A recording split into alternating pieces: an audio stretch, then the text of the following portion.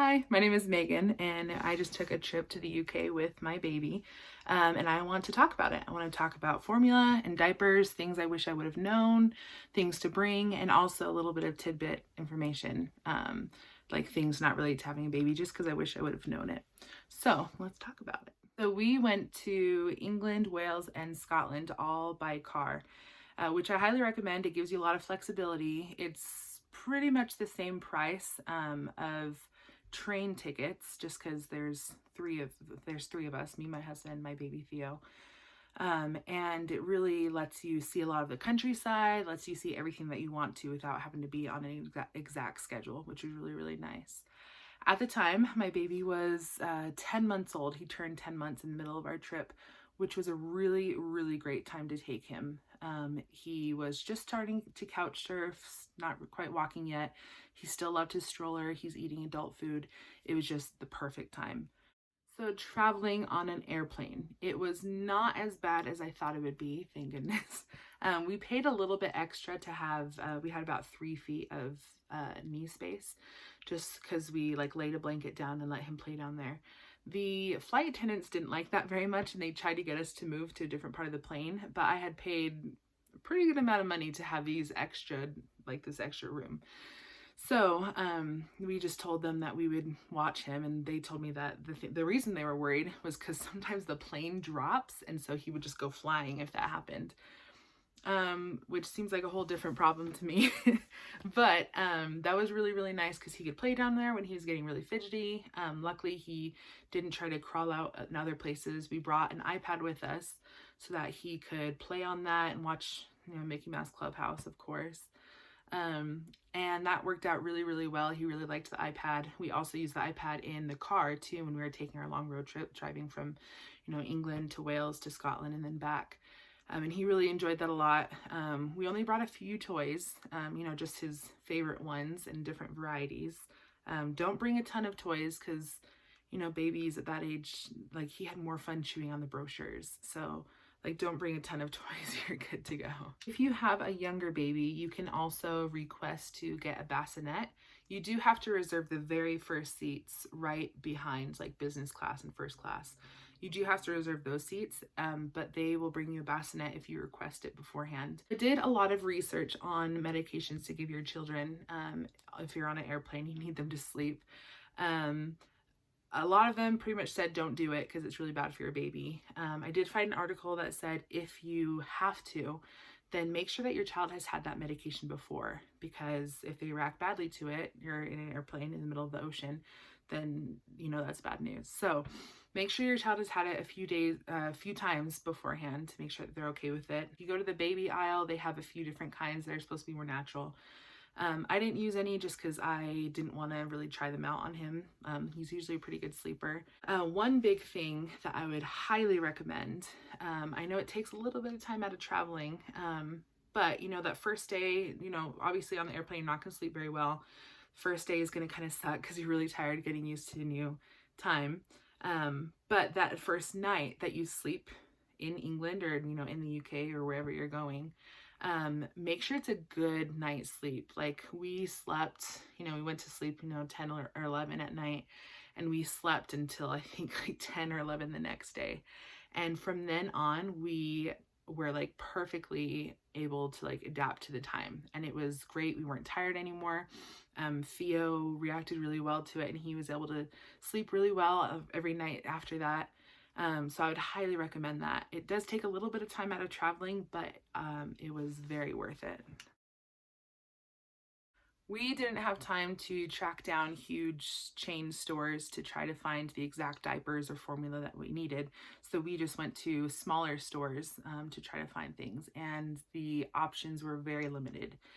Of course, it's a different country, so they're going to have different kinds of formulas, different kinds of diapers. The diapers that we did find there, they were okay. They were kind of like the Parents' Choice brand, so they weren't great, but they weren't the worst. And they were really cheap too, so that was really nice. Of course, you can find wipes really easily. That really wasn't a problem, but the formula was very hard to find. I did a lot of research about this beforehand to try to see if I could find my son's formula that he uses. He used Similac, and I couldn't get like an exact answer. So I brought a big can with me, which I'm really glad that I did, because it helped me to have the peace of mind that he'll have something to eat while we're there. And then it also, he was able to eat the whole thing while we were there. And then we had room for souvenirs on the way home. So it was perfect. Just because you don't want to spend your whole trip, if your child doesn't like the formula that you buy in the UK, you don't want to spend your whole trip trying a bunch of different kinds of formula. Like, that's not what you're there for. So I would highly recommend bringing your own formula. I think if we would have tried to find like a bigger chain store, we would have found like better quality of diapers, but we just didn't have time for that. So Parents' Choice was okay. He did pee out of his diaper a lot more than he usually does. So that was a little frustrating, but we washed our clothes halfway through our trip, so it was okay. It wasn't really a big deal. If your child is allergic to, like, has very sensitive skin or is allergic to different kinds of diapers, I would definitely recommend bringing your own. By the time that we went on our trip, my son was not really eating baby food anymore. He was eating human adult food. And so that was really, really nice because we could just give him things that we were eating wherever we decided to eat for that day. And so we did check a little bit at the baby food. The options were limited just because they were smaller stores. So if your child is still on baby food, I would definitely recommend bringing some. If you can't bring some, it's not the end of the world. Just try to find a bigger store that has more options. Of course, they have baby food there. We just didn't really see a lot of it in the smaller stores that we went to. I would also recommend bringing Tupperware containers if your child is eating, adult food. So that you can, in the morning, you can like cut up some fruit or cut up some food so that your baby has something to snack on during the day, in case like there's something that they can't eat, or in case maybe you're in the middle of touring like a castle and you can't go get food in the middle of that. So I would definitely recommend that. It was a lifesaver a lot of the time. Pretty much every Airbnb that we stayed at did not have a bathtub. I think one did in Scotland, and that was like awesome. So be prepared to give your child showers. It's not the worst thing in the world. It's just, a lot of babies don't really love the water hitting their face. They're still getting used to it. So just be prepared for that. So strollers are a little tricky because you have to find a stroller that's very compact and that can fold up very small, for traveling.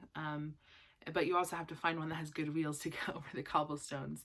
The one that we ended up getting on Amazon is called the Graco Jet Setting Stroller Balancing Act. But it's very small, very compact. It folds up really, really well. It also has this nice canopy over it that covers a lot of the baby from the sun, which is really nice.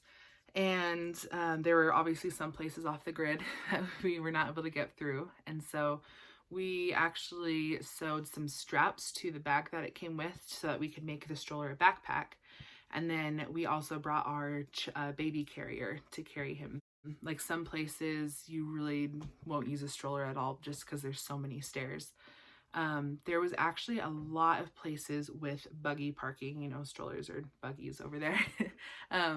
But a lot of them had parking for your strollers. And so we just left our stroller there, just make sure we didn't leave any valuables in there, and just carried him in our child backpack for the rest of the day. I think one that I can think of is the Tower of London. That one, don't even try to use a stroller. There's cobblestone everywhere.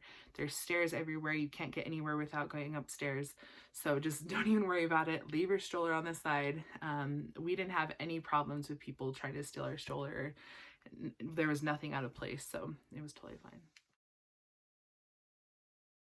If I was to recommend only one thing for this entire trip, I would recommend a stroller rain cover, because it's England, and in the UK it rains all the time. So that cover was really easy. It was clear, and so we just put it over Theo, and he was totally fine. He didn't get wet at all. He was still able to see everything.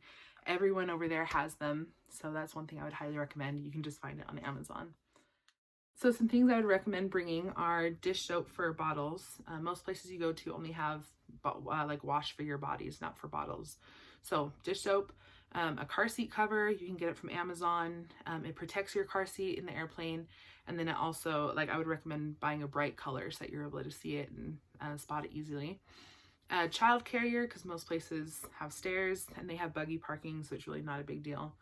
I would recommend buying a stroller, like bringing a stroller. Like if you're thinking like maybe I'll just bring my baby in the carrier, like you don't want to carry your baby in a carrier all day. Like that would really suck. So I would definitely recommend bringing a stroller, just a more compact one, so you're able to move it around easier. If you're bringing an outlet, ours worked pretty well. Most of the time we weren't able to connect it to Wi-Fi, but that's not a problem. It can work off of Wi-Fi, so it was totally fine. Like I said, Tupperware containers so that you can save food for later, or you can like bring food with you for your baby for snacks and things like that. And then, like I said, stroller rain cover, totally recommend that 100%. So when we were traveling around, we really didn't see a lot of babies. You know, people don't really travel around with their babies. So we got a lot of attention with Theo. You know, everyone wanted to come up and say how cute he was and how much they loved him, but they didn't touch him, which is really, really nice. You know, in America, people are always trying to touch your baby, but we didn't have anyone try to touch our baby in the UK, which was really nice. And they would help you to the ends of the earth with anything that you needed for your baby. So if you ask anyone where a changing area would be, they would help you, try to like direct you to somewhere that they think would be helpful. Also, like when we went to St. Giles Cathedral in Scotland, Theo had a massive blowout. It was, oh, I don't know how they didn't smell it. It was so gross. But we asked them if we could use their bathroom, and they said that they didn't have a public bathroom. And we told them it was to change our baby, and they said, oh, come with us. And so they like took us down into like their secret little offices in the back of the cathedral and let us change him in there. So that was really, really nice. Most people, if you tell them that you like it's for your baby or like it's something that you really need for your baby, then they will 100% help you no matter what, which is really, really nice. So traveling with your baby is hard. I'm not going to say that it's super easy. Everything's probably going to take longer just because you have a stroller to push. Road trips are going to take longer because you have to pull over and change your baby. It's just everything's going to be a little bit harder. You can't take an Uber with a baby. You can take taxis, but those are a little more expensive. And so things are going to be a little harder, a bit more expensive, but I would highly recommend bringing your baby with you. It is totally worth it. He makes things a lot more fun, makes the pictures a little bit cuter, and it's a lot of fun. It brings some great memories later on. Lastly, anytime that you're in your Airbnb or your hotel or even just eating lunch, make sure that your child is getting out of their stroller. There's lots of grass fields everywhere, lots of parks, so try to find a nice place to eat lunch where there's lots of room for them to run around, just because they get really tired of their stroller really fast, and you're going to thank me later. So some non-baby things that I would recommend. I would recommend downloading an app for the subways in London. The map of this like London subways, it's crazy. I've never seen anything like it. There are so many stops. So I would highly recommend downloading an app. You can say like where you are and where you want to go, and it'll show you the closest way or the easiest way to get there. So I'd highly recommend that. I did a lot of research on the London Pass, and we ended up getting those. In the end, I think we actually lost a little bit of money because we didn't get to all the places that we wanted to, just because there were a lot of like environmental demonstrations when we were there. A lot of streets were closed off. So we didn't use it to the fullest extent. And plus you have to wait in the same lines anyway to get into places. So it wasn't really super worth it to us. But it was nice knowing we wouldn't have to pull out our money all the time. So I would also highly recommend using Apple Pay.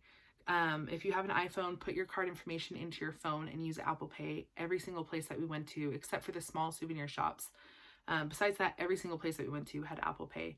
So we didn't have to pull out our wallet and pull out our money all the time. We can just pull out our phone, pay for it, and it was so much easier. So I would highly recommend that. And that's it. Let me know if you have any other questions. I love talking about our experience that we had there. It was really, really great. So again, let me know if you have any questions. Good luck. Bye.